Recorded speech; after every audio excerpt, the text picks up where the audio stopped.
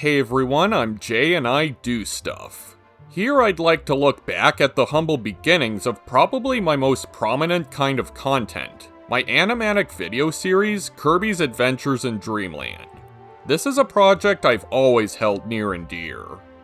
Ever since I was very young, I've always loved making things and telling stories, whether it be utilizing figures I owned of beloved characters, doodling scenarios while in school, or simply just conjuring up stuff in my head that I'd only sometimes be able to eventually jot down somewhere if I could.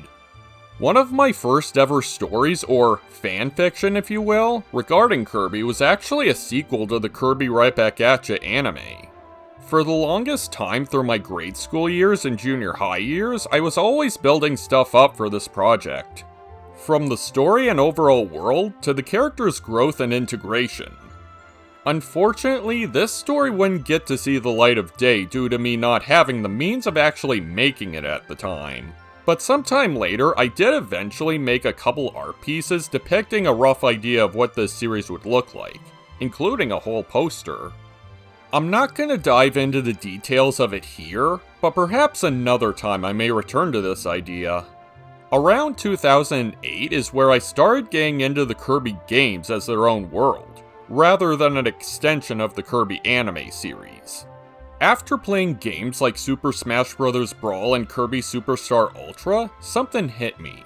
The idea was if I made more simplified and self-contained stories starring the most iconic staple characters in the series. Kinda more akin to the old Looney Tunes or Mickey Mouse shorts. For the longest time growing up with the Kirby anime, I was led to believe that these were the main three characters of the series. Tiff, Tough, and their legendary friend Kirby. But in the grand scheme of things, specifically the games, these were the actual three main characters of the series. Cainternn, Meta Knight, and Kirby.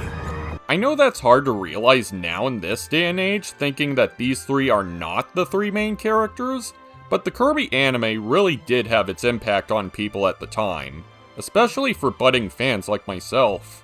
At that point, as I was getting more familiar with the world of the Kirby games myself, the idea was to make something to introduce others who only know of the world of the Kirby anime to the world of the Kirby games.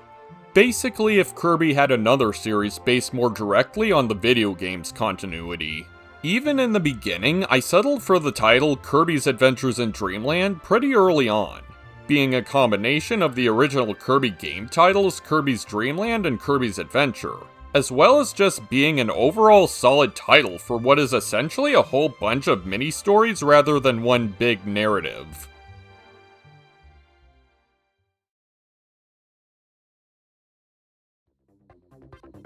I first started Adventures in Dreamland as a comic series on DeviantArt, which was the style at the time. The first story was called Meta Brain, where Kirby helps Meta Knight with a bad headache by quite literally popping out his brain and doing shenanigans. Looking back, the story was quite a bit unhinged and nonsensical with its tone and jokes, even diving into more risque humor. Not to mention, some of the characters weren't quite in character. Meta Knight specifically, or rather his brain, comes off as quite irritable and almost antagonistic with some of his dialogue and expressions. The second story, Trees Passing, which may sound familiar to those who stayed with this channel long enough, features some insight into Wispy Woods as a character and him trying to sabotage Kirby's home. At the time, these comics were very strenuous to make and put out on a consistent basis due to a number of reasons. I was already having a hard enough time during my high school years, which kept my hands full. My digital art skills were also still in their infancy as well. In addition to trying to make everything look as pretty as detailed as possible, I had a pretty unorthodox method of making art. I would first sketch out the drawings on paper, then scan them into my computer. I would then trace over the lines again in either MS Paint or Photoshop and then extract them to start coloring. Keep in mind that this was back before I had any kind of drawing tablet, so I had to do all of this with a mouse. Yeah, to say this was tedious would be an understatement. It was through this process I learned that I really don't like making comics. I sort of have to draw in a smaller space to fit in all the panels into one page, in addition to adding speech bubbles that take up even more room. You could probably chalk it up to me simply having a smaller canvas size to use. It probably isn't optimal, but I usually tend to stick with smaller canvas sizes in order to save on memory space and storage. I like to make lots of pictures and they can quickly add up.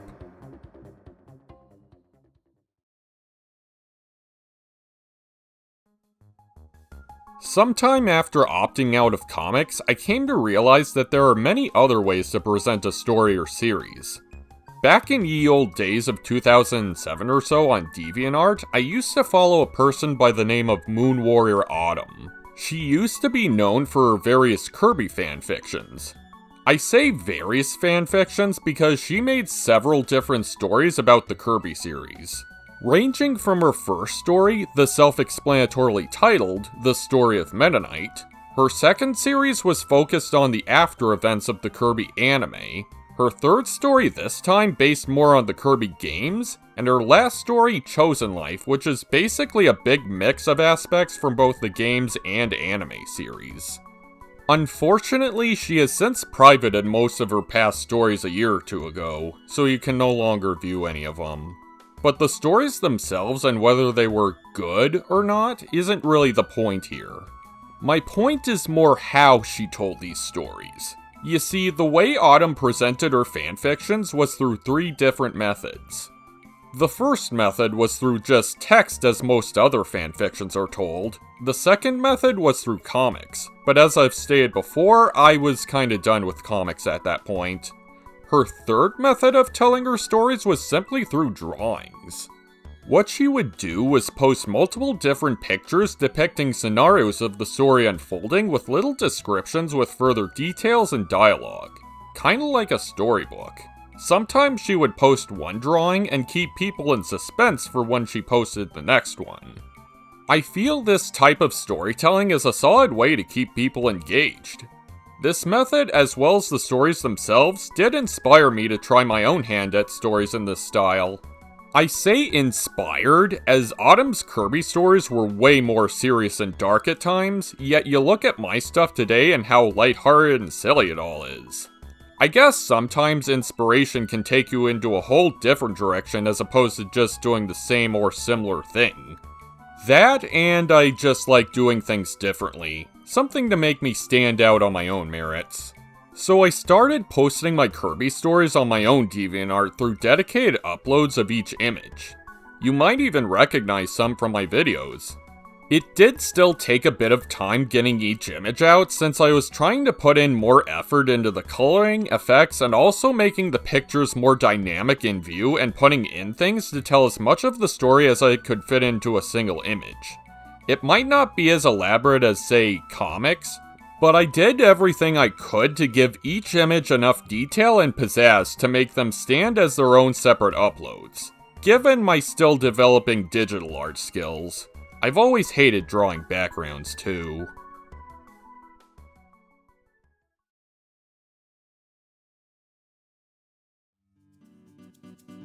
Amongst uploading these sets of images, I was also diving back into my old YouTube channel, which had been laying dormant for a good several years at the time.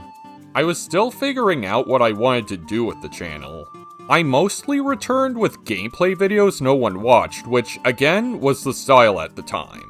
But I did dabble into a couple other categories like discussion videos, as well as a completely redrawn version of this old educational Japanese video featuring stories from the Mario and Kirby series.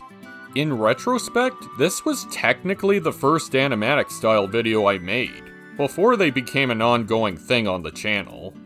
After going through the process of redrawing all the images for that video, I realized a few things. First was that this style of video was fairly doable for me compared to, say, full-on animation. I used to dabble in small sprite animations prior, but sprites felt a bit overdone and too easy. Secondly, animatics were a thing on YouTube, but most of them were shorter, uncolored sketches remaking scenes from other shows or movies, but with different characters. Third, this method felt awfully similar to one of Moon Warrior Autumn's storytelling methods with the more storybook-styled approach. It then all came together when I found a series of videos called Sonic's Family Life by one JayFoxFire. Again, ignoring the actual quality of the storytelling and contents, these videos featured original stories not directly taken from other pre-existing clips, as well as the images being fully colored and detailed, showcasing various shots and angles, complete with full voice acting for the characters to make it feel more animated than it actually was. Soon it hit me. What if I turned my storybook images into full-fledged videos? So then, I started getting to work on making some of my older Kirby stories into video form. Some were redrawn from the ground up, others were made from pre-existing pictures I still have up on my DeviantArt. But before I could put out the videos, I needed people to help voice the characters. I then put out a casting recruitment video on my channel. Keep in mind this was well before I ever discovered the site Casting Call Club. But even then, I still managed to get enough people for all the characters, some of whom are still part of my animatics to this day. Thanks for sticking around. Anyways, I made about 5 animatic video shorts ranging from 3 to 5 minutes in length. Despite the short length though, they seem to be a hit as they are some of the most popular videos on my channel. So at this point it's safe to say that I found the main shtick of my channel. The thing people come here for.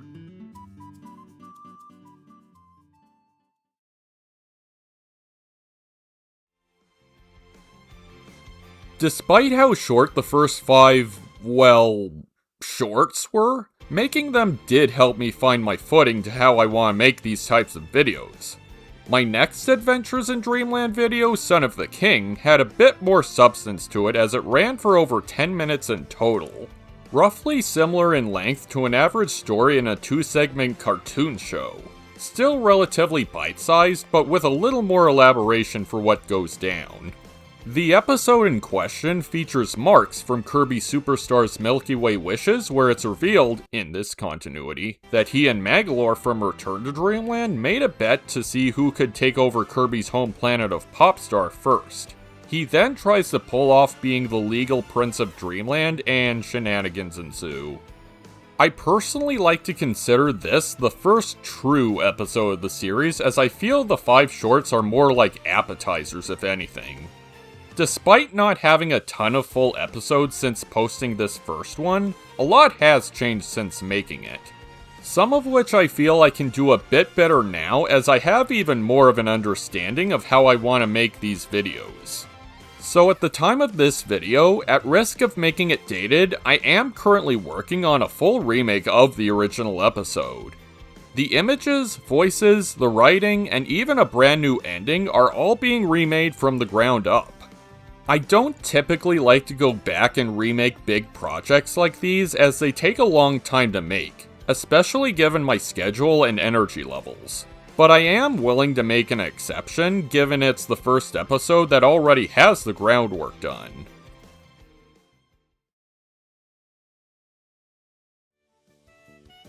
Following the Son of the King episode, I then got to work on the next episode. This episode would be a full-on special, running for over 25 minutes in length. That's as long as a typical half-hour TV show. But considering the usual length of my videos, this truly was a big undertaking for me. In terms of planning, this episode special wasn't supposed to come until much later in the series. The only reason I made this when I did was to have it coincide with the Kirby series' 30th anniversary at the time. I worked very hard to get this whole project done in a timely manner. The images for the video alone took me about a year to complete all of them. The script, as well as the whole recording and video editing process, I split into 2 parts to make the editing and rendering process less demanding on my computer, as well as be overall less intimidating and confusing for me. This special in question is sort of a self-crossover event as Kirby and friends from the game's continuity take a trip to meet their counterparts from the Kirby anime continuity. Remember, the characters and worlds in the Kirby anime are different from the original video games. Here I tried highlighting the series' differences and how the characters contrast with one another. I also tried to make it very true to the original Right Back At Ya anime world and formula. I based it more on the English dub with the voices and music, but there are a few instances that reference or utilize things from the Japanese version, so there's something there for everybody. Overall, this special is one of my best performing videos on the channel. Even before changing the video thumbnail, I still get likes and comments on this special to this day, so I'm glad that I have at least one major hit on my channel.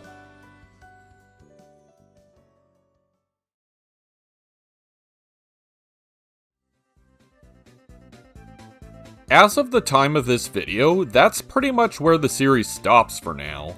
I'm not done with making this series as more episodes are planned, but getting them done takes quite a while, years even. That's not even accounting for other Animatic series and projects I work on in between. I guess that's what happens when you insist on doing everything except most of the voice acting yourself. Going forward, after the remake of Son of the King is done and posted, I do want to continue drawing and putting together more episodes. Some based on old comics on my DeviantArt, others from the ground up. Although, my personal life keeps me quite busy nowadays. I also don't want to keep people waiting too awful long for updates, especially the people in my VA Discord waiting for new projects to finish. I owe those people everything. But with that, I hope you enjoyed this stroll down history lane. This little video series really does mean a lot to me. Please stay tuned for more episodes as well as other projects I make. I know YouTube tends to favor one type of content per channel, but it would really mean a lot to me if you also took the time to check out my other Animatic works as well. That's all for now, here's to more episodes to come.